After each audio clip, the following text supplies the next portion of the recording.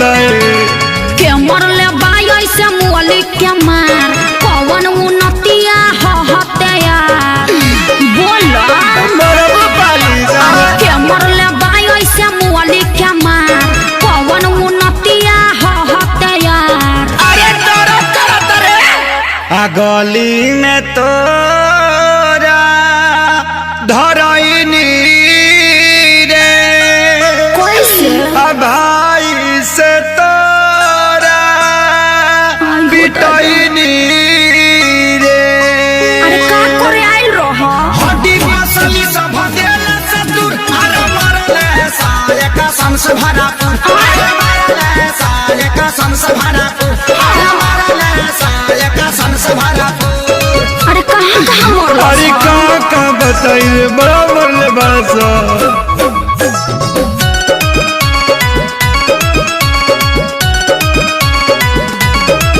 मुँह खोला होट बलेटवा खिया दी अब नया राजा हरदी पिया दी ढेर पालिश मरब नहीं झरला पानू न दारा बात मीठा मीठा जानी कारा ओहो ऐसा कहे सोचता रह तनिको न कोइला हस विचार कुर्ता पाया टकुल ही देला सफार लहै हरदी गुड़ पी लो तका कर मिले हम आईनी रे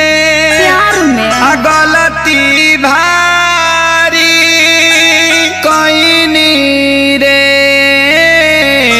चुप रहो सब ठीक हो जाई पूछा करू अब तू हर दिला गुड़ अरे मरले साले कसम से भरा पुर अरे मरले साले कसम से भरा पुर अरे मरले साले कसम से भरा पुर अरे चुप रहो चलो भोका माइस के सुई दिबा दी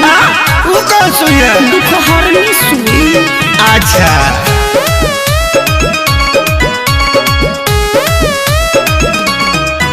मरल सन जैसे मारे कसाई पापी हो बड़ी बड़े सभाई जनता रे खेसारी सभन के सब खेला है बचन के माने के नहीं मोहब्बत में हार ठीक नहीं कोइला सभाई हमार अरे हेला कोई मारेला अरे इज्जत अपन हम लुटैनी रे आ सोनू के बात में पड़क गईनी